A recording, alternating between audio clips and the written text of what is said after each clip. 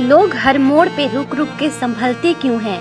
इतना डरते हैं तो फिर घर से निकलते क्यों हैं? मोड़ होता है जवानी का संभलने के लिए और सब लोग यहीं आके फिसलते क्यों हैं? मैं तुम्हें चैन से नहीं जीने दूंगी। मैं जानती हूँ कि तुमने आज अपनी नई पत्नी से क्या क्या बातें की और उसने आदमी को अक्षरशः एक एक बात बता दी। आदमी डर कर कांपने लगा। पत्नी का भूत। एक आदमी की पत्नी अचानक से बहुत बीमार पड़ गई। मरने से पहले उसने अपने पति से कहा, मैं तुम्हें बहुत प्यार करती हूँ, तुम्हें छोड़कर नहीं जाना चाहती। मैं नहीं चाहती कि मेरे जाने के बाद तुम मुझे भुला दो और किसी दूसरी औरत से शादी करो। वादा करो कि मेरे मरने के बाद तुम किसी और से प्रेम नहीं करोगे, वरना मेरी आत्मा तुम्हें चैन से जीने नहीं देगी। और इतना कहकर वो चल बसी। उसके जाने के कुछ महीनों बाद तक उस आदमी ने किसी दूसरी औरत की ओर देखा तक नहीं। पर एक दिन उसकी मुलाकात एक ऐसी लड़की से हुई जिसे वह चाहने लगा था। बात बढ़ते बढ़ते शादी तक आ गई और उनकी शादी हो गई। शादी के ठीक बाद आदमी को लगा कि कोई उससे कुछ कह रहा है। मुड़कर देखा तो वो उसकी पहली पत्नी की आत्मा थी। आत्मा बोली, तुमने अपना वादा तोड़ा है, अब मैं हर रोज तुम्हें परेशान करने आऊंगी। और इतना कहकर वो गायब हो गई। आदमी घबरा गया, उसे रात भर नींद नहीं आई। अगले दिन भी रात को उसे वही आवाज़ सुनाई दी, मैं तुम्हें चैन से नहीं जीने दूंगी। मैं जानती हूँ कि तुमने आज अपनी नई पत्नी से क्या क्या बातें की और उसने आदमी को अक्षरशः एक एक बात बता दी। आदमी डर कर कांपने लगा। अगले दिन वह शहर से बहुत दूर एक जैन मास्टर के पास गया और सारी बात बता दी। मास्टर बोले, ये प्रेत बहुत चालाक है। बिल्कुल है, तभी तो मेरी एक एक बात उसे पता होती है।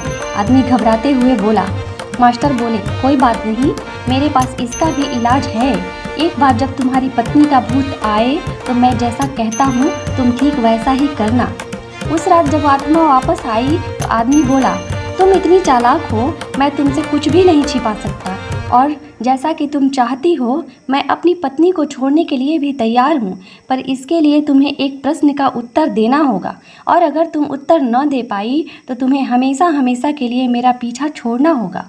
पत्नी का भूत बोला, मंजूर है, पूछो अपना प्रश्न। आदमी ने फौरन जमीन पर पड़े हुए सारे छोटे छोटे कंकड़ अपनी मुट्ठी में भर लिए और बोला, बताओ मेरी मुट्ठी में कितने कंकड़ हैं। और ठीक उसी समय भूत गायब हो गया।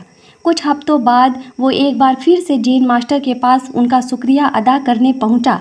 मास्टर, उस भूत से मेरा पीछा छुड़ाने के लिए मैं जीवन भर आपका आभारी रहूँगा। आदमी बोला, पर मैं ये नहीं समझ पाया कि आखिर उस प्रश्न में ऐसा क्या था कि एक झटके में ही भूत गायब हो गया। मास्टर बोले, बेटा दरअसल कोई भूत था ही नहीं। मतलब? आश्चर्य से आदमी बोला, हाँ, कोई भूत नहीं था। दरअसल तुम्हारी शादी करने की वजह से तुम्हें एक अपराध बोध महसूस हो रहा था और उसी वजह से तुम्हारा दिमाग एक भ्रम की स्थिति में पैदा कर तुम्हें भूत का अनुभव करा रहा था। मास्टर ने समझाया। पर ऐसा था तो वो मेरी हर बात कैसे जान जाता था? आदमी ने पूछा। मास्टर मुस्कुराए, क्योंकि वो तुम्हारा बनाया हुआ ही भूत था, इसलिए जो कुछ तुम जानते थे वही वो भी जानता था। और यही कारण था कि मैंने तुम्हें वो कंकड़ वाला प्रश्न पूछने को कहा, क्योंकि मैं जानता था कि इसका उत्तर तुम्हें भी नहीं पता होगा और इसलिए भूत भी इसका उत्तर नहीं दे पाएगा और तुम्हें तुम्हारे दिमाग की ही उपज से छुटकारा मिल जाएगा। आदमी अब पूरी बात समझ चुका था। उसने एक बार फिर मास्टर को धन्यवाद किया और अपने घर लौट गया। तो दोस्तों, कैसी लगी ये कहानी हमें कमेंट करके ज़रूर बताएं और अगर वीडियो पसंद आई हो तो इसे लाइक करें और चैनल को सब्सक्राइब करें। Thank you, bye.